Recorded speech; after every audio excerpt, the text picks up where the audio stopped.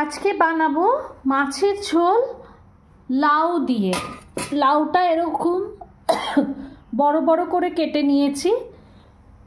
কড়াইয়ে তেলটা বেশ গরম করতে দিয়েছি, এর জন্য আমরা মশাল সর্ষের তেল ইউজ করেছি।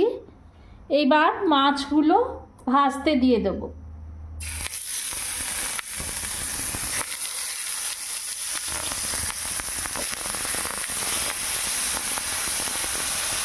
অন্যদিকে একটা পেস্ট বানিয়ে নেব, আদা, জিরে, টমেটো আর শুকনো লঙ্কা। মাছগুলো ভেজে তুলে রাখলাম। এইবার কালো জিরে ফোড়ন দিলাম, দিয়ে আমরা মশলাটা তৈরি করে রেখেছিলাম ওটা ভাজতে দিয়ে দিই।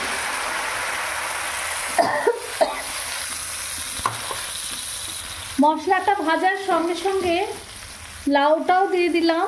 লাউটা মশলার সঙ্গে ভাজা হয়ে যাবে।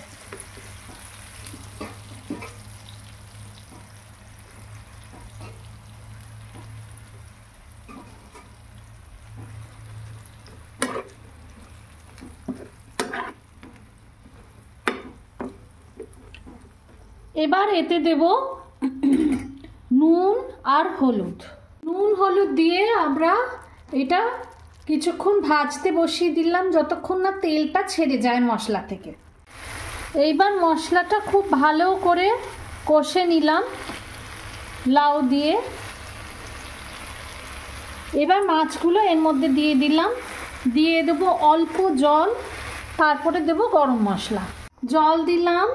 এইবার দেব সিনামন পাউডার বেশ খানিকটা,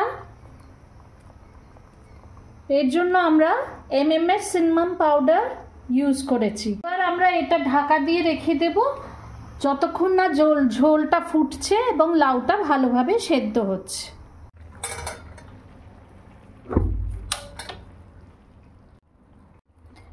মাছের ঝোল ফুটে গেছে। এবার 2-3টে কাঁচা লঙ্কা দিয়ে আমরা রান্নাটা কমপ্লিট করলাম।